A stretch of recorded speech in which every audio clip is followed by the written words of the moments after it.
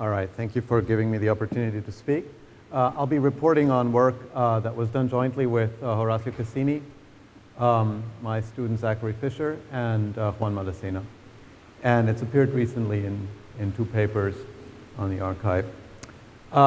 Okay, so the covariant entropy bound is a quantitative formulation of the holographic principle in arbitrary spacetimes.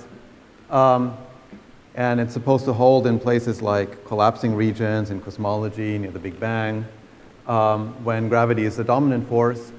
And it states, as I'll explain in more detail, that the entropy on a light sheet is bounded by the difference between the initial and the final area of the light sheet measured in Planck units.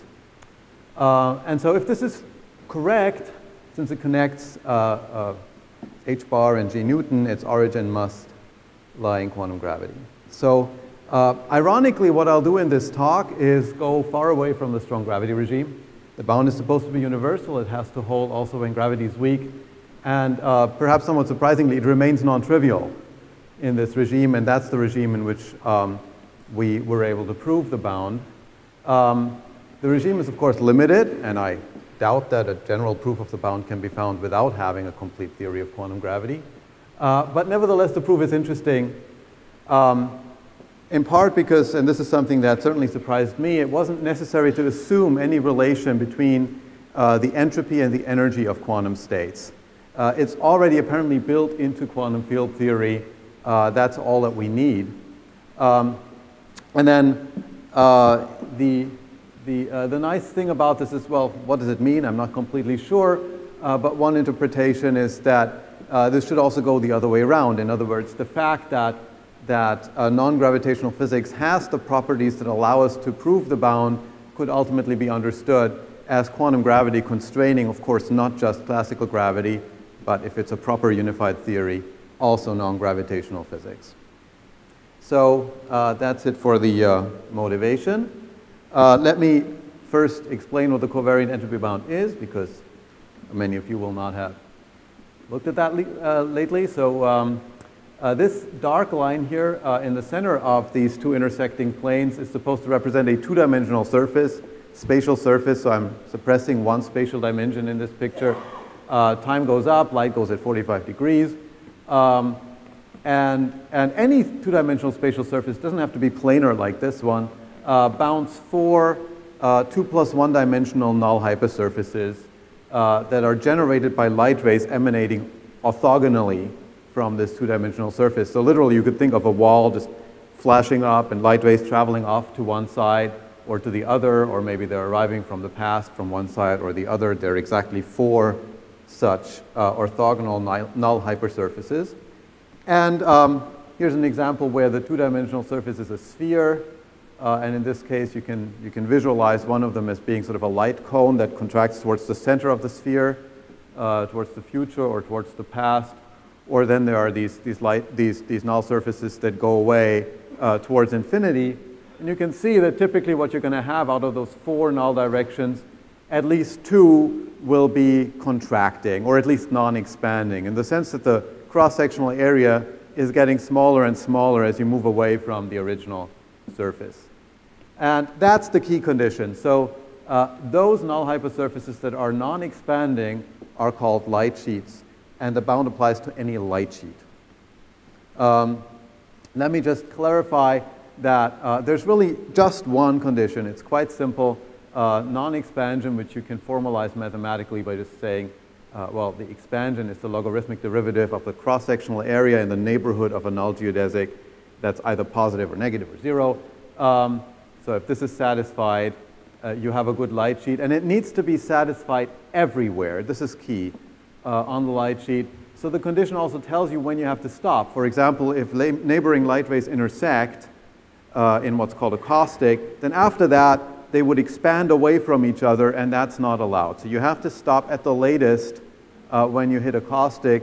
Or if the null energy condition is violated, it could also happen that the light rays just anti-focus without intersecting, so they move together but then start moving apart. Again, that's the latest point where you would have to stop, so you can still call this a light sheet. All right, so now we're ready to state the bound. So take any spacetime that you consider physically realistic, choose any two-dimensional surface, or in general, codimension 2 in the spacetime. We don't have to be in 3 + 1 dimensions, but for definiteness, I'll imagine that we are. Take any two-dimensional surface and now pick any light sheet off that surface. So that's a 2 + 1 dimensional thing, similar to a spatial volume in the sense that you can now ask what is the entropy of matter systems on this light sheet. It'll intersect the world volumes of certain matter systems. And that entropy must be less than the area of the original surface that you started the light sheet from, divided by 4 times the Planck length squared, gh bar. Okay. So just to explain why this more sophisticated statement is necessary, why don't we just say the holographic principle states that the entropy in a spatial volume is always less than the area of the boundary of that volume? Well, the reason is that it's just wrong. It's not true. There are many counterexamples. Here is a closed universe, a 3-sphere. Maybe it's filled with radiation. I can make this 3-sphere arbitrarily large, and I can consider almost all of its volume bounded by a tiny little 2-sphere near the North Pole. And of course, I can make the entropy arbitrarily large. I can make the area of the boundary of the volume arbitrarily small. So the statement would not be correct as a statement about spatial volumes. On the other hand, the light sheets evade this problem because this blue surface here has only light sheets that go towards the North Pole and cover the little polar cap. The other ones would be expanding away from the original surface, and so it's okay. And there are many other examples like this. This is just to illustrate why we need this type of statement. And somewhat miraculously, it seems to always work, but it's hard to prove it. Now, what we're actually going to prove is a somewhat stronger statement, which is called the generalized covariant bound. You could ask, well, here's the original surface, has area A. We move away from it. The area is shrinking because this is a good light sheet. And I told you, you have to stop no later than here. But what if I stopped earlier, foregoing the opportunity to pick up some entropy in this dashed region here? Well, perhaps then I could tighten also the right-hand side of the bound to keep things interesting. And that's exactly what Flanagan, Maroff, and Waltz proposed. The natural candidate is that you simply subtract the final area that the light rays still span because you didn't go all the way to the caustics. And that's the bound that we will prove in the weak gravity limit. What's the most interesting way of picking the initial surface, particularly in the weak gravity limit? What you want to do is you want to make sure, actually this was a really stupid way of picking it, right? Because what I've done here is I've made the surface curved so that the light rays are already moving towards each other, even though there might not be any matter that they meet. And so, they're going to reach a caustic and sort of needlessly, right? What you really want to do is max out the allowed condition, which is that they must not be expanding anywhere. So why don't we start them exactly with 0 expansion? Let's bend this surface out a little bit. So now I've added one spatial dimension, but suppressed the time dimension. So here you see this is a flat plate, okay? And out of it come these light rays orthogonally with exactly 0 expansion. And then all the focusing is done by the actual matter that they encounter. These are just null geodesics, not really light rays, so they go right through the Earth here. And the Earth bends the light a little bit. And so the final area is a little bit smaller than the initial area, greatly exaggerated here. The difference is this dark region. And what's interesting, this is going to be key for this proof, is that this area difference, if we measure it in Planck units, remains finite in the limit where Newton's constant is set to 0. So it's true that the bending of light goes to 0, but at the same time the Planck length also goes to 0, and it happens in such a way that this quantity here on the right side of the bound remains finite as gh bar goes to 0. And that's the regime that we'll consider. Okay, so the proof proceeds in 3 steps. The first one isn't really so much part of the proof, but we have to be more careful about what we mean by the entropy in order to have a sharp proof. Then I will consider an intermediate quantity called the modular energy, and I'll prove that the entropy is less than that. And finally, I'll consider the area loss along the light sheet, this area difference, and prove that it's larger than this intermediate quantity, and then we're done. So how is the entropy defined? Usually we just sort of, we look at the sun. We know the entropy of the sun. It's about the number of particles in the sun, or the entropy of a ball of radiation. Seems like a stupid question, but when we want to be more precise, it's actually a very subtle question because quantum systems are not sharply localized, and this certainly has come to the attention of a lot of people lately in the context of entanglement entropy. So if you have a hydrogen atom and your light sheet is 1 angstrom across, does the hydrogen atom count or not? I mean, it has, the wave function has tails that go arbitrarily far out. How big does the light sheet have to be so that you can say it counts? And conversely, there are huge contributions to the entropy from the vacuum. If we want to take quantum field theory seriously, it contributes a divergent entanglement entropy term that's proportional to the area of the boundaries of the light sheet. So fortunately, we don't actually, unfortunately, we don't have a good definition in arbitrary spacetimes. We have to constrain ourselves to situations where we sort of know what the entropy is, like in cosmology. But in this weak gravity limit, it turns out that a sharp definition of the entropy can be given. It has all the right properties in terms of reducing to our intuitive notion of entropy in those cases where we have a good one. But in addition, it has the wonderful property that if we take the bound to apply to that definition, we can prove it. So here's the definition. I'll call it vacuum subtracted entropy. It first appeared, at least in my understanding, in a beautiful paper by Horacio Cassini 6 years ago, building on earlier work by Marolf, Minich, and Ross. And what you do is, we're going to work in Minkowski space. We're going to consider an arbitrary quantum state, finite energy. I mean, nothing pathological. And since we're in the weak gravity limit, the background is the same as in the vacuum. Okay, and so we can, it's well defined to say that you want to consider a finite subregion, whether it's a piece of a light sheet or it's a spatial region, doesn't matter.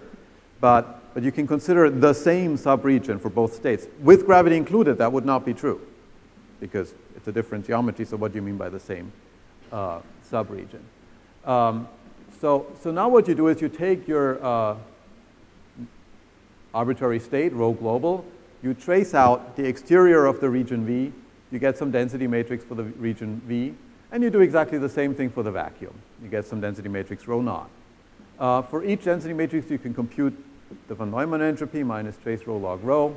It'll have a divergence that goes like the area of the boundary over some cutoff squared. But you can take the difference of these two von Neumann entropies, and that turns out to be finite. And it turns out to intuitively capture the entropy of, say, a star well localized to that region. You'll get the right answer. So that's but it remains well defined. It gives you a number in all cases, even if you have, just one photon, you're looking at some part of that wave packet, you still get a well-defined answer. Okay, the next step is to define this intermediate quantity, the modular energy, delta K, and show that the entropy that I just introduced is always less than or equal to that. That's actually incredibly easy to show. There's a information theoretic quantity called the relative entropy between two states, rho and rho naught. I want you to imagine that rho naught is still the vacuum reduced to the region we're interested in, but this definition applies no matter what states we consider. And rho is the state of interest. And you can see it's asymmetric. So this is a von Neumann entropy of rho, but this is minus trace rho log rho naught. Never mind. You can prove, this is just standard result in quantum mechanics, that this relative entropy satisfies positivity. It's always 0 or greater than 0. And monotonicity, if you restrict this, the states to an even smaller volume, the relative entropy cannot go up. Okay. why do I mention the relative entropy? Well, here I'm going to introduce the modular Hamiltonian, and the relative entropy tells us the relationship between the modular Hamiltonian and the vacuum subtracted entropy that I earlier introduced. So the modular Hamiltonian is, you can think of it as just a log of the density matrix of the vacuum when we reduce the vacuum to the region of interest.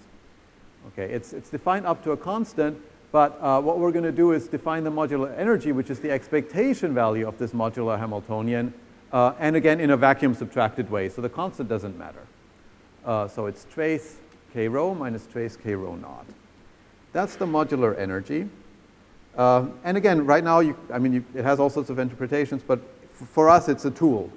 It's an intermediate quantity that we use to construct a double inequality. So the first inequality is this one. The vacuum subtracted entropy is always less than or equal to the modular Hamiltonian. This follows in 2 lines of algebra from the positivity of the relative entropy. Okay, so this is so easy, there's just nothing else to say about it. The hard part to complete the proof is to compute or at least understand enough about the modular energy that you can show that the modular energy is always less than or equal to the area difference. Okay, so that's where the meat is. And I'll talk a little bit more about the modular energy so that we have some idea of what it is, and then I'll move on to the area difference. Okay, so in fact, most of the time the modular Hamiltonian is a horrible thing because you're taking the log of a density matrix. This is in general not integral over the volume you're interested in of some local operator. It's nothing nice. It's some horribly non-local thing. But once again, we have some nice properties that come from considering null hypersurfaces as opposed to spatial regions. What we find is that when we consider, as we do, a piece of a null plane in Minkowski space, something like, the plane t minus x equals 0, and then, we'll let x plus run from 0 to 1 for definiteness. We can consider any range. So that's this yellow region here. So this is the null direction. This is the transverse direction, which we're just going to take to be infinitely large. And there might be some matter systems here that make the area A prime be a little bit less than A. And we'll come to that later. Right now, what we're interested in is the modular Hamiltonian for this yellow light-like region. And that turns out to have a very nice form. Okay, and the only thing that's annoying is that we have completely different arguments for this, depending on whether the quantum field theory that we're considering is free or interacting. The free case is relatively simple, thanks to some results by Wall concerning quantization on the light front. This is what people call a light front, right? The vacuum on this light front or null plane factorizes over the different light rays, or infinitesimal neighborhoods of light rays. This is, of course, not something that would at all be true for a spatial region, but it is true for this light front. And moreover, the vacuum on each generator, so we can think of the vacuum as being the product of vacua on each generator, on each geodesic, is invariant under a special conformal symmetry that emerges on the light front. And that allows us to obtain the modular Hamiltonian for this yellow region for what you might call a null slab. Infinite transverse area, but finite affine length, by applying an inversion to the known Rindler Hamiltonian on a null hypersurface. And we find that the modular Hamiltonian is of this very nice local form. It's an integral over the stress tensor, the component of the stress tensor in the null direction, so twice contracted with the tangent vectors of the light rays, t plus plus, times some weight, some function g of x plus, which in this free case turns out to have this very simple form x plus times 1 minus x plus.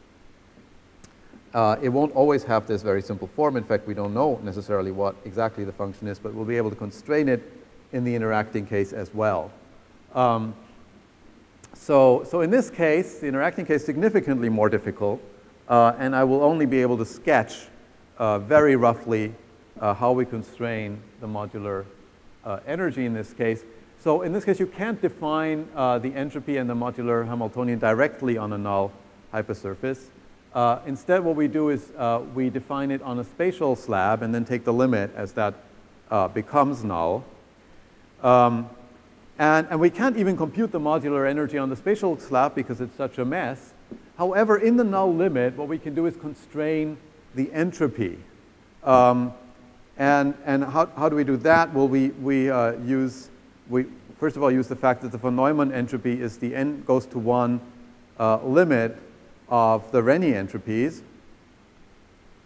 And the Renyi entropies can be computed using the replica trick. You pretend that there are several copies of your field theory. We imagine here that we're approaching a conformal fixed point because in the null limit, the distance between the initial and the final area actually goes to 0. So it's an ultraviolet limit. And you can compute the Renyi entropies by computing the expectation value of a pair of defect operators defined on the initial and final surface on the light sheet. So in the null limit, there's an expansion of this result, the null operator product expansion, where we find that only operators of twist d minus 2 contribute. The only such operator in the interacting case is the stress tensor and its derivatives. And you can only have it contribute in one copy or the total twist will be too large again. And as a result, you find that the entropy can actually be written as the expectation value of a linear operator in a single copy of the field theory, in your original field theory. Okay, that's a very unusual form for an entropy. Usually the entropy is not the expectation value of a linear operator. That's true usually only if we're very close to the vacuum. And because it's true always in this case, we find the very unusual result that the entropy is actually equal for all states, equal to the modular energy. So we've also thereby derived the modular energy. And this seems at first surprising, but it's actually okay. All right, so now we have the modular energy. I've just written down our result for the entropy one more time and called it delta K. We still don't know what G is, but again, I'll just say it here that there are properties of the modular Hamiltonian that you can combine with certain test states to constrain the form of this function G. And it has to have the following properties we find. So it vanishes at the two ends of the light sheet. Its derivatives are 1 and minus 1 at the two ends. And it's symmetric. Most importantly, its derivative never goes outside the range minus 1 to 1. And that turns out to be, of course, the free case had a G which also satisfies all of these properties. And those properties are all we need to complete the proof.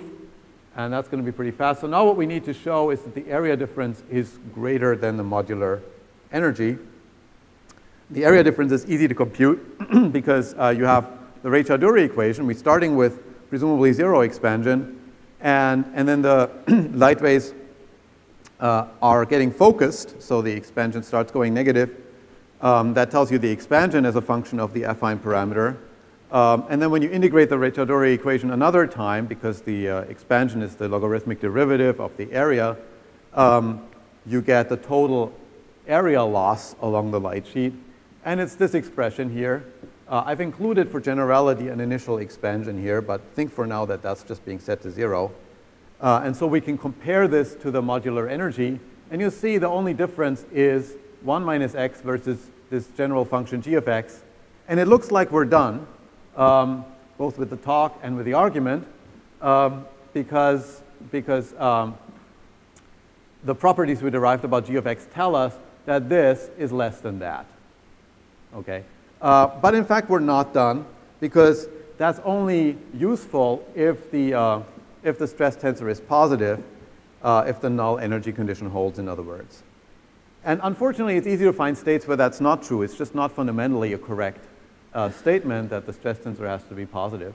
And in fact, you can find violations of S less than A if you set the initial expansion to 0. And so you might think that you have to modify the covariant bound in the presence of violations of the null energy condition. That is somehow an approximate statement that relies on the null energy condition. For example, when black holes evaporate. Lowe pointed out this problem and Strominger and Thompson came up with a very interesting modification, but it has the disadvantage that you no longer have a simple statement S is less than A. There are other really complicated terms that depend on matter that is around. And surprisingly, we're able to prove the entropy bound in its simple unmodified form without assuming the null energy condition. And the key to that is to notice that when the null energy condition is violated, starting with zero expansion is not necessarily good enough to ensure that you have a light sheet that goes all the way to affine parameter 1. Why? Because now anti-focusing is possible, and you might violate the light sheet condition because of negative energy that makes the expansion become positive. You have to sort of pre-compensate for that by choosing an appropriate negative initial value, also of order GH bar, for the expansion to make sure that you always get to extend your light sheet as far as you want it to extend it. You can do that by bending the initial surface ever so slightly. And after you've done that, this extra term that I included in the area difference contributes non-trivially. You have an extra area loss, which fixes things up, and showing that is as easy as 1, 2, 3. And since I'm out of time, I'll let you look at it on the slide. Thank you.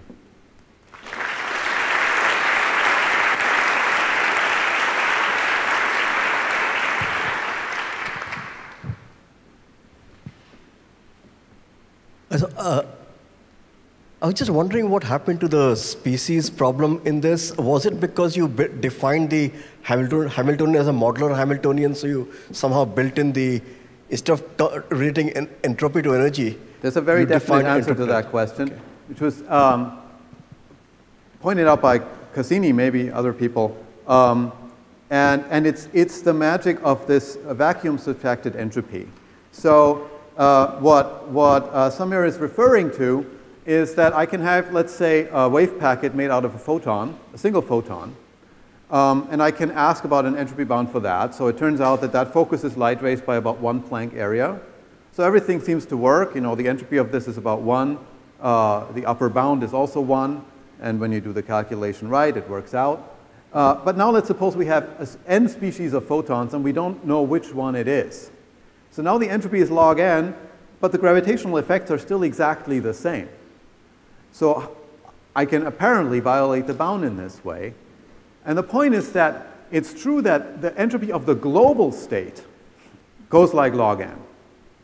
But the entropy of the vacuum subtracted entropy for the finite region that I'm considering, it'll go like log n for a while, and then it'll max out. And that actually has a nice physical interpretation.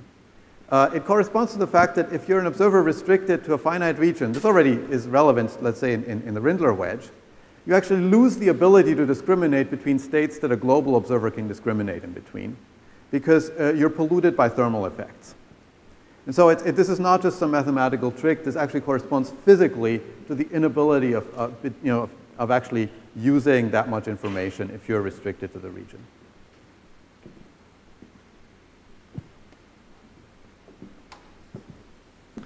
So you've derived the bound using this vacuum subtracted S. If we throw a cup of tea through your light sheet, is that the same as the ordinary entropy? That's another great question. So if we throw a cup of tea through the light sheet, if it's a free cup of tea, then it's the same as the ordinary entropy. So I'm assuming it's a big macroscopic object well localized to the light sheet. If it's an interacting cup of tea, then the entropy that we are bounding is in fact much greater than the naive ordinary entropy of the cup of tea because of this bizarre behavior that the entropy on the light sheet in this null limit actually becomes equal to the modular Hamiltonian. So for example, for a thermal state, you find that the entropy grows like the affine length of the light sheet squared instead of linearly for sufficiently long light sheets. So it coincides with the naive entropy for a while, and then it just becomes much greater. And so, I mean, we're not losing too much sleep over that because it's okay to bound a quantity that's actually much greater than the one that you would naively think it is. And it is the correct, well-defined definition of the entropy on the light sheet. Thank Raphael again. Thank you.